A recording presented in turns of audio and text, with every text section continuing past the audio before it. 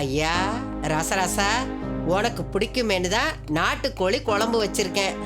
இந்த பாருங்க, வஞ்சிர மீன், முட்டை, அப்புறம் சிக்கன் 65, அப்புறம் சொல்லுவீங்களே தந்தூரின்னு, அது எல்லாம் உங்களுக்காக பிடிச்ச மாதிரி செஞ்சிருக்கேன். வயிறார சாப்பிடுறீங்க, சாப்பிட ஆரம்பிங்க. சாப்பிடுங்க சாப்பிடுங்க. என்ன வேணும்னு கூச்சப்படாம கேட்டு வாங்கி சாப்பிடணும்.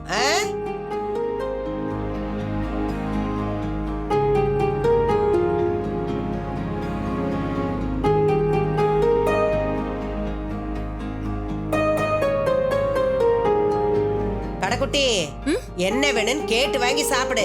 சரிங்க பாட்டி. மா, உனக்கு மட்டும் இல்ல ரோகிணி, உன் வயித்துல இருக்க குழந்தைக்கு சேர்த்து சாப்பிடணும். சாப்பிடு சாப்பிடு. சரிங்க பாட்டி. ஐயா, என்னையா வேணும்? இதே போதும் பாட்டி. அம்மா ரேவதி, அப்பளம் இல்ல அப்புறம் சாப்பிடல, முதல்ல சிக்கனை சாப்பிடு. சரிங்க பாட்டி.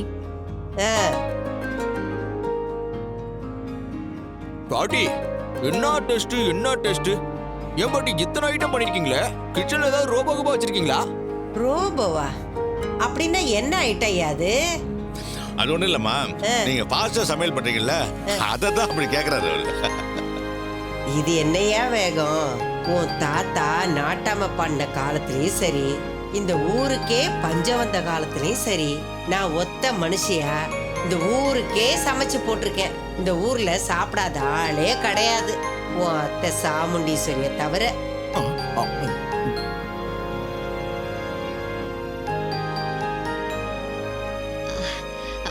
பாட்டி, தாத்தா காலத்துல பஞ்ச நேரத்துல ஊருக்கே சமைச்சேன்னு சொல்றீங்களே, அன்னைக்கு உங்க சமையல சாப்பிட்டுதான் ஊருக்கு பஞ்சமே வந்திருக்கும் போல. ஏத்த அப்படியெல்லாம் சொல்ற? இல்ல பாட்டி, நீங்க ஊருக்கு சமைச்சு போட்டதுனாலதான் பஞ்சமே வந்திருக்கும் போலன்னு சொன்னேன். நல்லா சொன்ன போ. சாப்பிடுதா, சாப்பிடு சாப்பிடு.